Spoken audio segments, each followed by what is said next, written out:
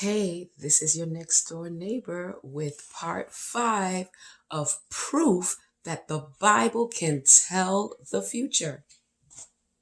Atheists cannot explain how the Bible is able to predict events thousands of years in advance.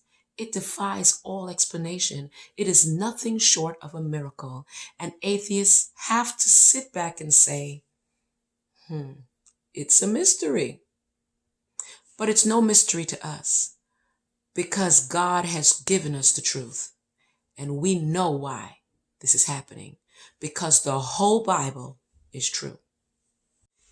If you did not see part 1 to 4, you need to go back.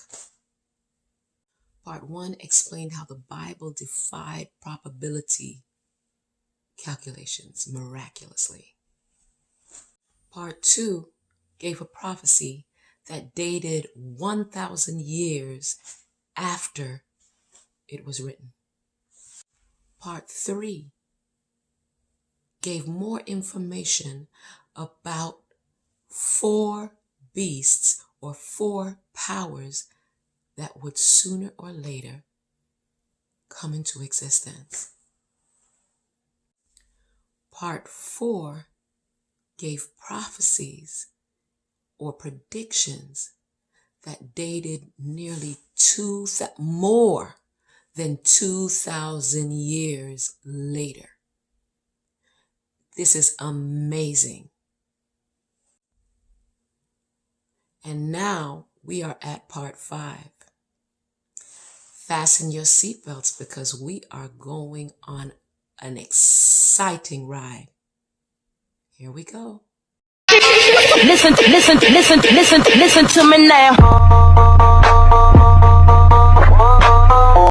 Thank you so much for stopping by your next door neighbor.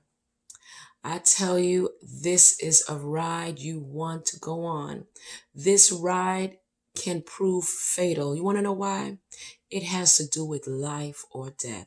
So I want to encourage you to stick with me from beginning to end so you could get this information. This is a side note that you need to know. This information was given to me years ago and I forgot it.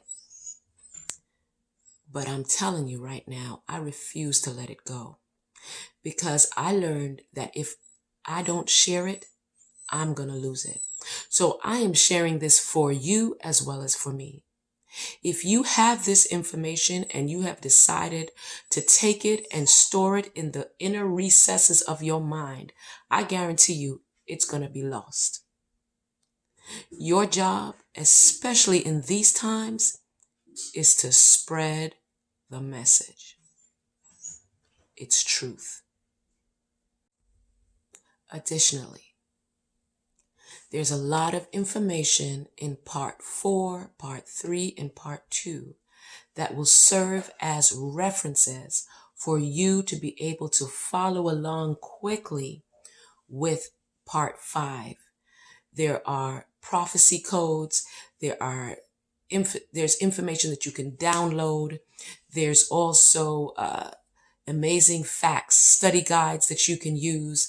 There's also another book that I did not mention before, but I did reference. It's the National Sunday Law book. And let me tell you, this book has some information. It's so resourceful that I see billboards about this book all over the United States and Canada. You need to get that book, National Sunday Law. Finally, I just want you to let you know, I am not any Bible scholar. I don't know anything that makes me or gives me an advantage over you. This information is available to you.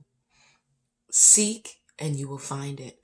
I just want you to know that this all started out with Martin Luther, who was a Catholic person, and he got this information. He shared it. It started the Protestant church. This stuff is available to everybody. And once you open your eyes and submit to the truth, it's like a seed that will just blossom in your mind. So I'm encouraging you to seek for yourself. Like I said, and it will come to you. Finally, number 2, you should get a hard copy of the Bible. Of course, all of that we're studying is based on the Word of God. That is very important for you to have. And a lot of these resources are available in audiobook online. However, the Spirit is telling me that very soon they're going to make it very hard for you to get this information if you don't have hard copies of it.